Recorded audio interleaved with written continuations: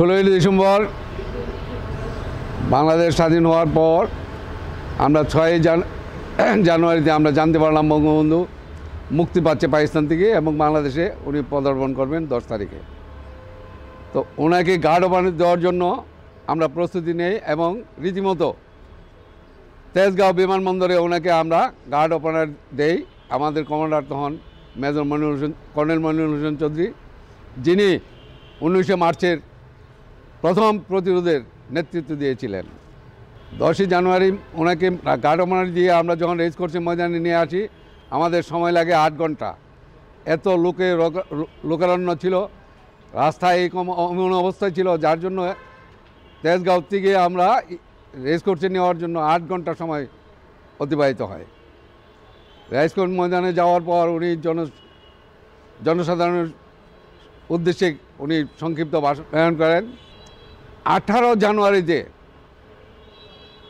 বঙ্গবন্ধু আমাদের 3 নম্বর sector কমান্ডারকে order দেয় ওসমানী সাহেবের মাধ্যমে যে টাঙ্গাইল থেকে কাদের সিদ্দিকীর অস্ত্র আমরা জমা আনার জন্য। তখন আমাকে সহ 26 জন লোক 4টা ট্রাক নিয়ে আমরা টাঙ্গাইল যাই। টাঙ্গাইল যাওয়ার পর কাদের সিদ্দিকীর অস্ত্র গিয়া দিকে এনে মাঠে ড্যাম করে রেখে দিয়েছে।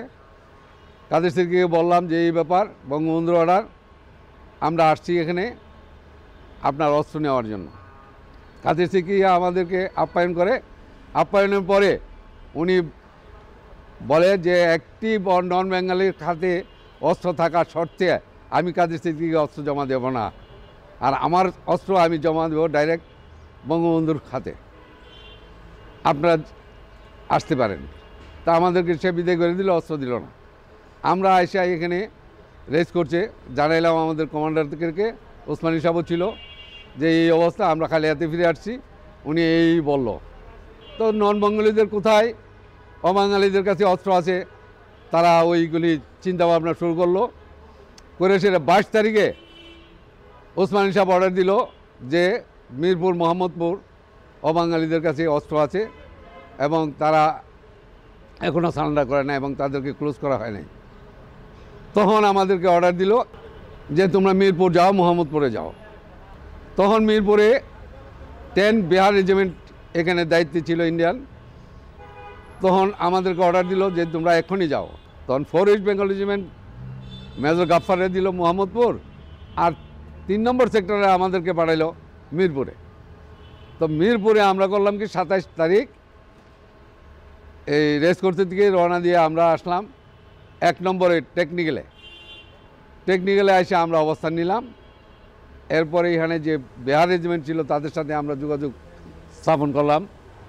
যোগাযোগ স্থাপন করার পরে 10 বিহার রেজিমেন্টের যেই পোস্টগুলি ছিল মিরপুরে, সব পোস্টগুলি আমরা 28 তারিখ সারাদিন পরিদর্শন করলাম এবং মিরপুর সম্বন্ধে আমরা কিছুটা আইডিয়া নিলাম।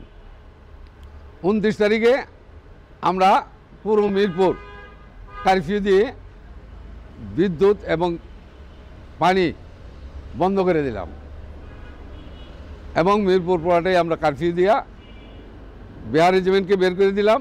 আমরা তাদের পোস্টগুলি অপারেশন করে আমরা অবস্থান নিতে লাগলাম। এরই মধ্যে অর্ডার হলো যে 30 তারিখ সকাল 7টা আমরা অপারেশন শুরু করব। আমাদের সাথে পুলিশ থাকবে, পুলিশ মাইকিং করবে, আর অস্ত্রগুলি রাস্তায় এনে দিলে পুলিশ এগুলি রিকভার করবে। আমরা তাদের পুরোপুরি সাপোর্টে থাকব। জহির রেহান প্লাস 3 জন লোক একটা ফক্সওয়ান কার নিয়ে আসলো আমাদের কাছে। আসার পর এখানে ওনাকে পারমিশন দিল শুধু জহির রেহানকে, আর আদার্স 3 জনকে ওই গাড়ি সহ ব্যাক করে দিল। তো জহির রেহানকে আমরা করলাম কি জিয়াউল লদি সাহেবের গাড়িতে বসাই দিলাম মিরপুর ঢোকার সম্পূর্ণ অপারেশন। যখন আমরা ঢুকি তখন 7:30 আমরা আসলাম প্রথম মিরপুর এই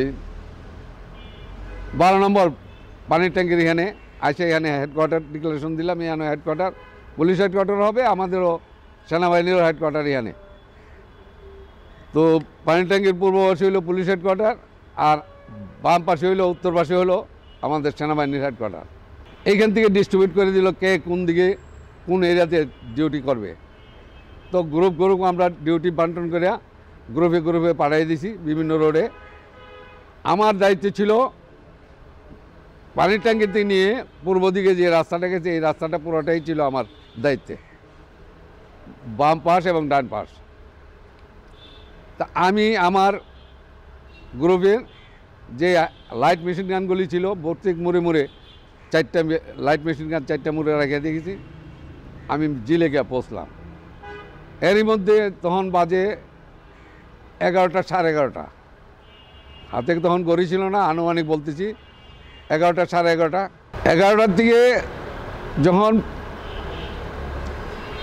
ঢাং ঢাং আওয়াজ শুনতে পাইছিলাম, আমরা ঘন্টি বেরিয়েছে, কেউ ইলেকট্রিক পোলকে বেরিয়েছে, এই আওয়াজটা 1 নম্বর থেকে একেবারে পল্লবী পর্যন্ত একই টাইম এট এ টাইম এই আওয়াজটা ছিল। এটা ছিল তাদের পূর্ব পরিকল্পিত, এটা আমরা জানতাম না।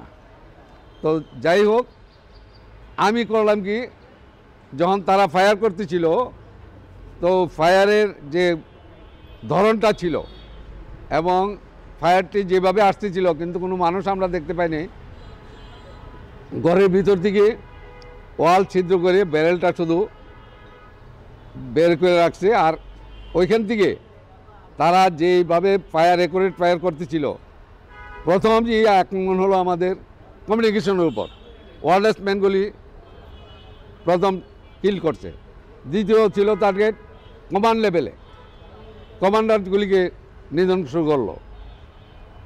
তখন আমরা উপলব্ধি করতে পারলাম যে এখানে যেভাবে তারা ফায়ার করতেছে, ফায়ারের ধরন এবং শট টু কিল ইত্যাদি আমরা করার পর চিন্তা করার পর বুঝতে পারলাম যে এখানে প্রশিক্ষিত লোক অবস্থান করতেছে।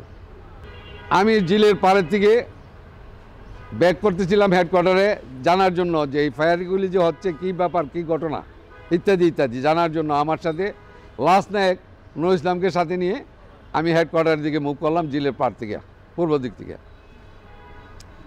এরপরে আমি যখন বালুর মাঠ হইয়া 12 নম্বরের এই মুসলিম বাজারের যে রাস্তাটা এসে নামছে, সেই রাস্তা দিয়ে যখন আমি আসতেছিলাম পশ্চিম দিকে, তখন আমি ফার্স্ট বালুর মাঠটা পার হওয়ার পরেই আমার এক সেকশন কমান্ডার নায়ক তাজুল ইসলাম, সে কাতরায় ছিল, আমাকে দেখে পানি পানি, আমাকে বাঁচাও বাঁচাও এরকম শব্দ করতেছিল। আমি তার কাছে দৌড়াইয়া কোল্ডিং করে তার কাছে পৌঁছতে, সে already dead.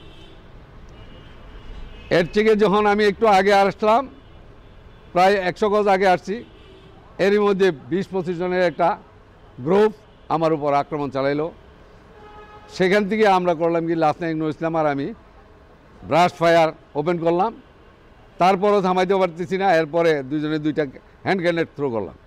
Hand grenade throw করার পর এটার অ্যাকশনে তারা প্রায় 60% ওইখানে পড়ে গেল, আর আদার্স পালাইলো। তখন ওইখান থেকে আমরা সামনের দিকে আবার মুভ করলাম মুসলিম বাজারের দিকে। মুভ করার পর মুসলিম বাজারের ডালোটার আগে আবার আমাদের উপর আরেকটা আক্রমণ আসলো। আসার পর সেখানেও আমরা ওই ব্রাশ ফায়ার এবং গ্রেনেড থ্রুতে আমরা ওখান থেকেও রক্ষা পাইলাম। এখানে এসে দেখি যে নায়ক হাফিজ ওই তাজুল ইসলামের মতোই পরে কাতরাইতেছে, কিন্তু তার মৃত্যু হয় নাই। তো ওর কাছে গেছি পরে পানি পানি পানি পানি বলতেছে। তখন আমি আমার ওয়াটার বোতল খুলে তাকে আমি পানি পান করাইছি। পান করানোর পর 3 থেকে 4 মিনিটের ভিতরে সে অলরেডি ডেড। এবং অসংখ্য সৈনিক সেখানে লুটিয়ে পড়া ছিল, তারা অলরেডি আগেই মারা গেছে। এইখান থেকে কোল্ডিং করে আমি করলাম কি, নিচে আইসা দক্ষিণ দিকে রওনা দিলাম হেডকোয়ার্টার আসার জন্য। হেডকোয়ার্টার আসা দেখি আমাদের ওয়্যারলেস অপারেটর এবং কোম্পানি যে টয়েসি ছিল, সৌদার মমিন সহ হাবিলদার আলাউদ্দিন সহ ইয়ানের প্রায় 6-7টা লাশ আমরা দেখতে পেলাম। ওয়্যারলেস সেটটা যার হয়ে গেছে, ওয়্যারলেস সেটটা অকেজো, একদম অকেজো, যার জন্য আমরা আমাদের হেডকোয়ার্টারও কোনো নিউজ দিতে পারি নাই এবং কারোর সাথে কমিউনিকেশন আমাদের তখন ছিল না। এখান থেকে রোলিং করে আমি ডান দিকে গেলাম, দেখি যে এই পুলিশের যে লোকগুলি ছিল পানির ট্যাঙ্কির পূর্ব পাশে এই রাস্তার কাছে প্রায় 15-20টা লাশ আমি দেখতে পেলাম। পাশে ওই যে ঢাকার প্রথম এসপি জিয়াউল হক নদীর লাশও আমি দেখতে পেলাম। পিছনের দিকে তাকায় দেখি জহির রায়হান, সেখানে তার এই অংশটা পুরো ঝাড়ঝা হয়ে গেছে, রক্তে রক্তানো, কিন্তু সে জীবিত নাই, মারা গেছে, এইভাবে পড়া আছে ওয়ালের মধ্যে। তো জহির রায়হানকেও এখানে দেখলাম, দেখার পর কাউকে রিকভার করার মতো কোনো কিছু ছিল না, আমরা দুইজন। তো এখান থেকে আবার আমার অবস্থানে ব্যাক করতে লাগলাম। ব্যাক করতে লাগা জেলের দিকে রওনা দিলাম। জেলের দিকে রওনা দেওয়ার পর 100 গজ যাওয়ার পরই ডান দিক থেকে একটা রোড আসছে। এই রোডে প্রায় 40 থেকে 40 জন লোকের একটা গ্রুপ, আবার তাদের আক্রমণে আমরা পড়ে গেলাম। পড়ে যাওয়ার পর এখানেও তাদের সাথে প্রায় 15 মিনিট আমরা ফাইট দিছি। ফাইট দেওয়ার পর এখানে আমরা সাকসেস। এইখান থেকে যখন দ্বিতীয় লাইনে গেছিলাম, তখনই আমার সাথে যে নুর ইসলাম ছিল, লাস্ট নায়ক নুর ইসলাম, কোথায় থেকে একটা ব্রাশ ফায়ার আসলো, সে পড়ে গেল, তার এলএমজিটা ড্রেনে চলে গেল, ড্রেনে পড়ে গেছে। তখন আমি নুর ইসলামকে 2-3বার আমি কাঁধে নিবার চেষ্টা করছি, কিন্তু পারি নাই। এখন কি আমি শত্রুকে বিরত রাখবো, না আমি তাকে রিকভার করব?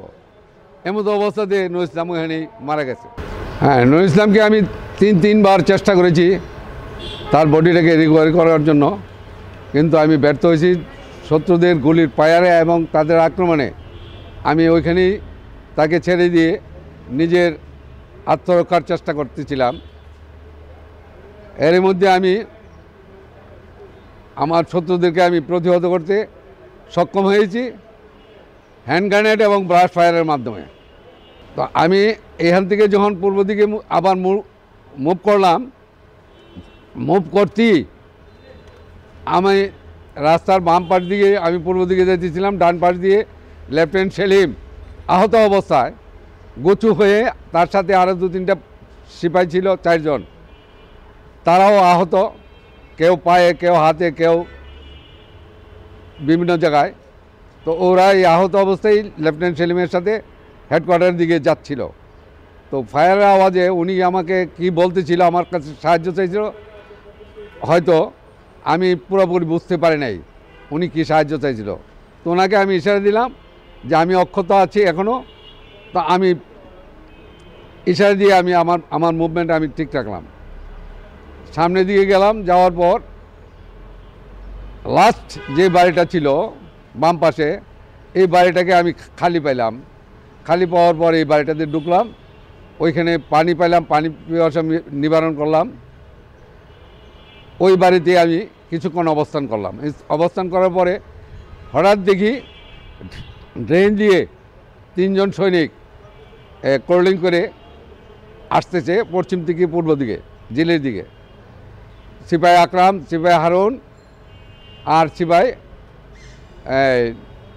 আমির হোসেন, তাদেরকে আমি ড্রেন থেকে উঠাইলাম, উঠাই ওই বাসায় নিলাম। নেওয়ার পর দেখলাম যে তারাও আহত, তাদেরকে আমি ফার্স্ট এড করেছি, পানি পিপাসা নিবারণ করাইছি, এবং আমার কাছে যা ছিল ড্রাই ফ্রুট তা আমি তাদেরকে খাওয়ালাম। খাওয়ানোর পর ওইখান থেকে বেলা 3টার থেকে নিয়ে 6টা পর্যন্ত আমরা 3 ঘন্টা, যেহেতু ওই বাড়িটার দিকে পূর্ব দিক ওপেন, দক্ষিণ দিক রাস্তা এটাও খোলা, যার জন্য ওইখান থেকে বসে আমরা 3 ঘন্টা শত্রুদেরকে ফায়ারের মাধ্যমে শত্রুদেরকে বিরত রাখতে আমরা সক্ষম হই। যখন 6টার পরে আমাদের ক্যান্টনমেন্ট থেকে আর্টিলারি এবং বিভিন্ন অস্ত্রের গোলা যায় মিরপুরে পড়তেছিল, তখন আমরা বুঝতে পারছি যে আমাদের হেডকোয়ার্টার আমাদের এই দুর্ঘটনার খবর পেয়েছে এবং আমাদেরকে রিকভার করার জন্যে, উদ্ধার করার জন্যে তারা এই ফায়ার করতেছে। তো অবশ্যই আমাদের সৈনিকরা আমাদের কাছে আসবে, আমরা ওইখানে অপেক্ষা করতেছিলাম। কোনো সৈনিকের আওয়াজ না পাইয়া আমরা করলাম কি, সন্ধ্যা 7টার দিকে বিল দিয়ে সোজা পূর্ব দিকে দেখা যাচ্ছে সিগন্যাল গেটের যে সিগন্যাল মসজিদটা ক্যান্টনমেন্ট, ওইটার লাইটটাকে দেখা যাচ্ছে, মসজিদের মিনারটা দেখা যাচ্ছে। ওইটাকে ফলো করে আমরা এই বিল দিয়ে আমরা পূর্ব দিকে নামলাম। এত ঠান্ডা পানি, এত এমন অবস্থা ছিল, বিলটা পুরোটাই দুধের উপর শহর যেভাবে পড়ে ঠিক তেমনিভাবে লাশ আর লাশ, লাশ আর লাশ, পচা লাশ যখন গায়ে লাগে তখন গন্ধ বের হয়, অসহ্যর মতো হয়ে যায়। তো ওইগুলি লাশ ডেকে আমরা মাটিকাটা পর্যন্ত আসলাম। তো এর পূর্বে কিন্তু আমি আহত হয়ে গেছি। যখন বিলে নামবো তখন আমার এক ব্রাশ ফায়ার লাগে আমার বাম পায়ে, 18টা গুলি বিদ্ধ হয়, যেটা নাকি এখন আপনারা দেখতে পারবেন, এখনও তো রয়ে গেছে গেলি দাগ। তো আমার এত ব্লিডিং হয়তো যদি ঠান্ডা পানি আর শীত না হতো তো আমি হয়তো আজকে আপনাদের সামনে কোনো কিছু বলার সময় পাইতাম না। তো যাক, আল্লাহর মেহেরবান, আমি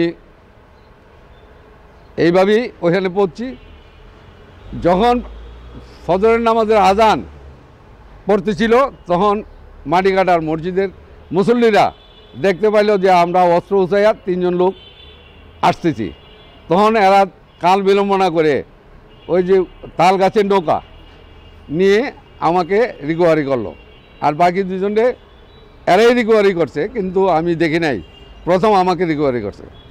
আমাকে রিকভারি করার পর যখন এই সিগন্যাল মসজিদের এখানে নিয়ে আসছে তখন ইন্ডিয়ান আর্মি জানতে পেরে দৌড়ে যে কম্বল দিয়ে আমাকে মুড়াইয়া গরম চা গরম পানি খাওয়াইছে। খাওয়ানোর পর এরা ফার্স্ট এড করছে, গলাটা পর্যন্ত আমি বুঝতে পারছি যে আমায় করছে। এরপরে আমি অজ্ঞান হয়ে গেছি, আমি গ্রান হায়ার পেয়েছি। এরপরে যে কী হয়েছে আমি ঠিক বলতে পারবো না। বেলা যখন 10টা বাজে তখন আমি দেখি ঢাকা মেডিকেলে বেডে আমি শোয়া, আমার স্যালাইন চলতেছে, নার্সিংরা আমাকে দেখাশোনা করতেছে। 10:30টার দিকে দেখি এক বঙ্গবন্ধু সহ ওনার মন্ত্রী পরিষদের কিছু লোক, এমপি নেতা এরা গেল, তুফাইলও ছিল সাথে, ইভেন কি আমার ব্রাউনবাড়ির এমপিও ছিল সাচ্চু ভাই সাথে। সাচ্চু ভাই আমার ধরে কান্না শুরু করলো। তো বঙ্গবন্ধু আবার আমাকে চিনত। কীভাবে চিনত? 19 মার্চ যখন আমি বিদ্রোহ করি 23 তারিখে ওনার সাথে আমি 32 নম্বরে আসছিলাম দেখা করতে।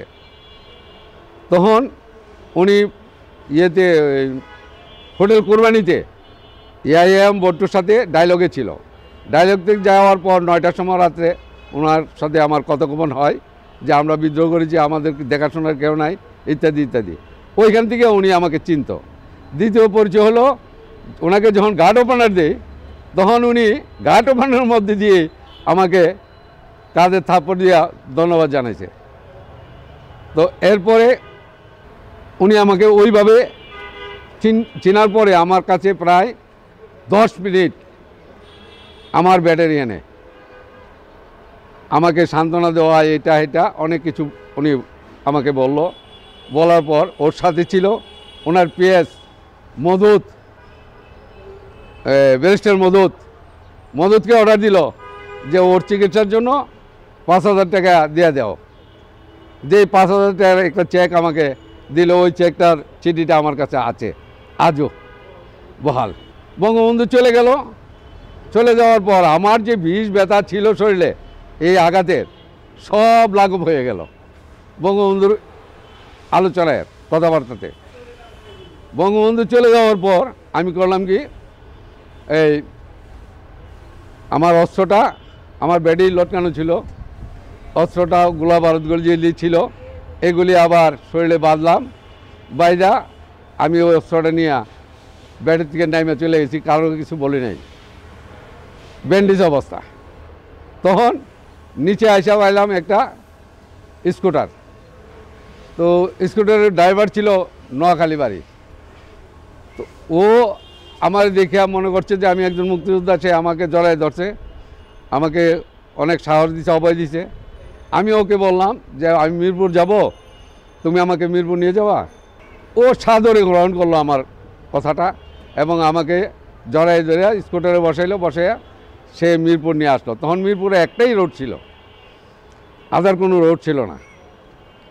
তো মিরপুর স্টেডিয়াম, এখন যেটা স্টেডিয়াম, এটা ছিল বিরাট একটা মাঠ, ছোট ছোট স্তূপ স্তূপ জঙ্গল ছিল এটার মধ্যে। এখানে দেখি অনেক লোক। তখন আমি বললাম স্কুটারটা থামাও। থামানোর সাথেই দেখি আমাদেরই একজন হাবিলদার Muzammel heavy machine gun fit করে তাদের ডিউটি করতেছে। এরা যে সকালে সারেন্ডার করছে এগুলিকে ইয়ানে ক্লোজ করা হয়েছে এই স্টেডিয়ামে।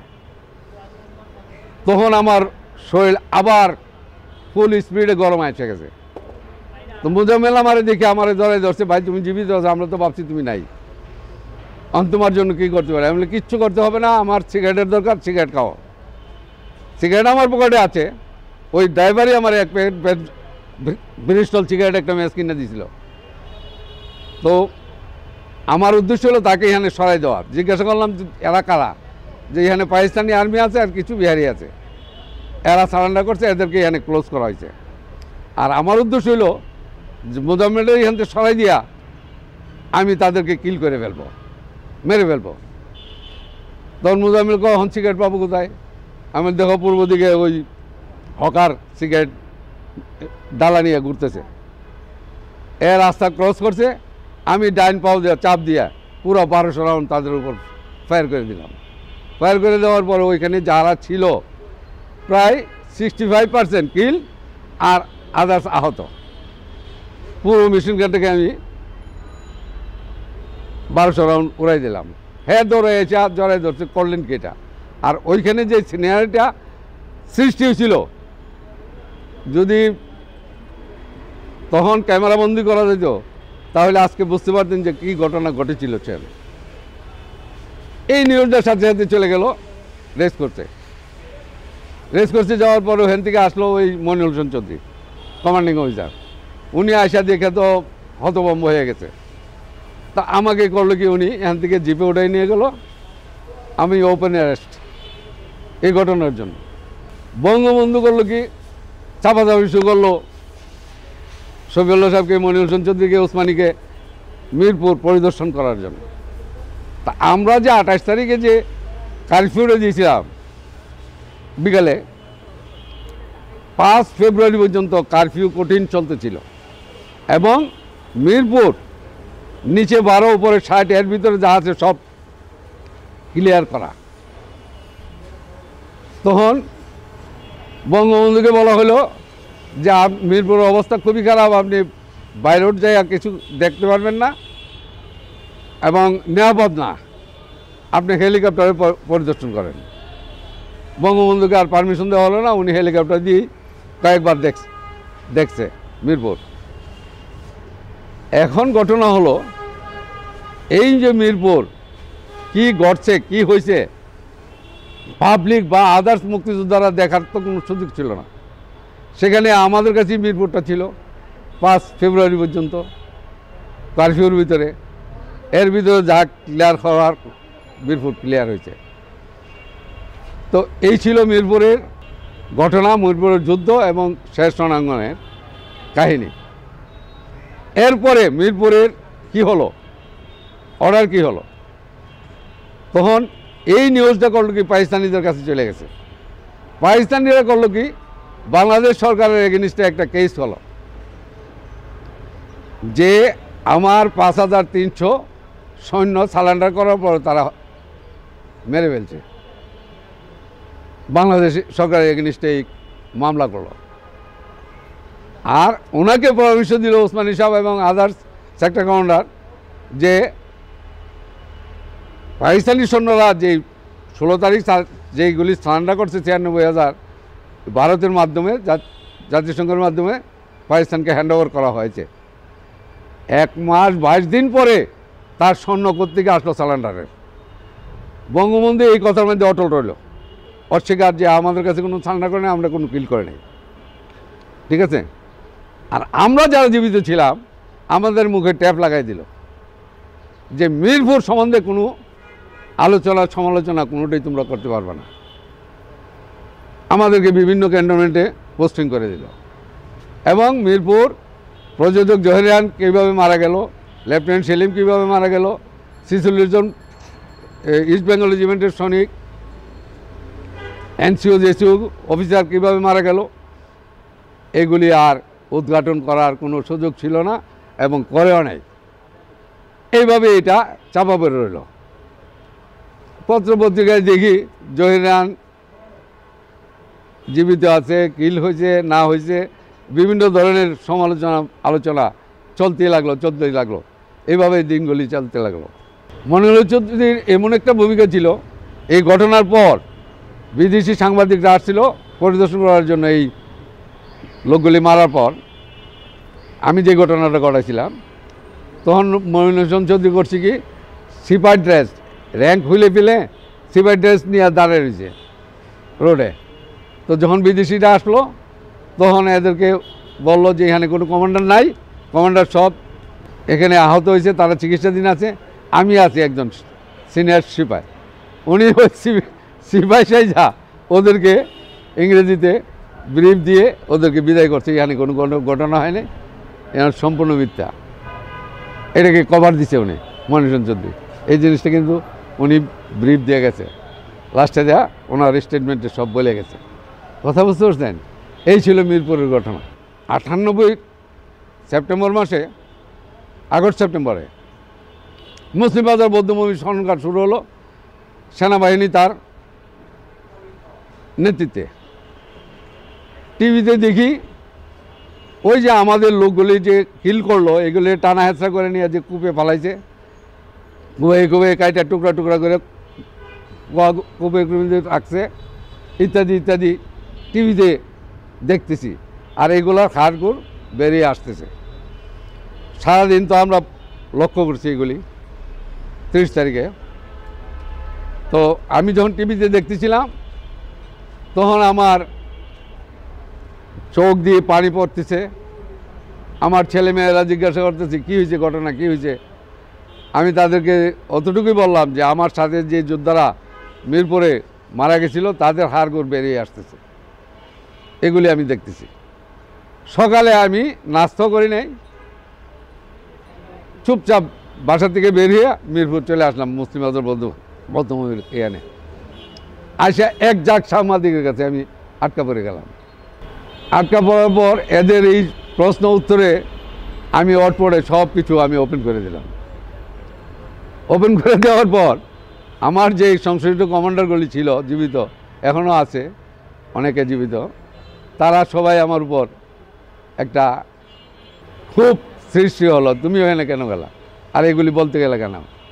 এখন আমার ডেইলি আসতে হয় মিরপুর বৌদ্ধভূমিতে, মুসলিম বাজার বৌদ্ধভূমিতে, আর পত্র পত্রিকায় 3 মাস পর্যন্ত সব পত্রিকাতে আমার ফটো আর আমার স্টেটমেন্ট যাইতে লাগলো। আর এই দিক দিয়ে বুড়াগাউজের জুলফিকার আল মানিক এভাবে যুগ যমুন আমাকে ধরে রাখলো যে কোনো সাংবাদিককে আপনি সব কিছু বলতে পারবেন না। সে আমার পিছনে সর্বক্ষণ একদম লাগা, যার জন্য ওই আমারে দিয়েই সেই বইটার শুরু থেকে লাস্ট পর্যন্ত দেখেন, মুক্তিযুদ্ধের শেষ রণাঙ্গন বইটা পড়লে আপনি বুঝতে পারবেন আমি পুরো বাংলাদেশ থেকে যারা জীবিত ছিল তাদেরকে বিভিন্ন জায়গার থেকে রেকর্ড থেকে অ্যাড্রেস নিয়ে তাদের বাড়ি ঘরে যায়া তাদেরকে খোঁজ করে নিয়ে আসছি, না তাদেরকে উপস্থিত করাইছি, কীভাবে কী হয়েছে এগুলি আমি স্টেটমেন্ট দেওয়া হয়েছি। কথা বুঝতে পারছেন? এবং লাস্টে দিয়ে আমার যে কমান্ডার ছিল, কমান্ডিং কমান্ডার ওই সময়কার হেলাল মুর্শিদ সাহেব, পরে জেনারেল হেলাল মুর্শিদ, তার স্টেটমেন্টও দেওয়া হয়েছে, তারও হাজির করাইছি। সে স্টেটমেন্ট দেওয়ার পরে মনিরুল চৌধুরী আর দিবে না, কিন্তু শফিউল্লাহ সাহেব দিছে, উনি জান কিছু আংশিক বলছে, পরে লাস্টে দিয়ে মনিরুল চৌধুরীও মৃত্যুর আগে এটা ক্লিয়ার করে গেছে।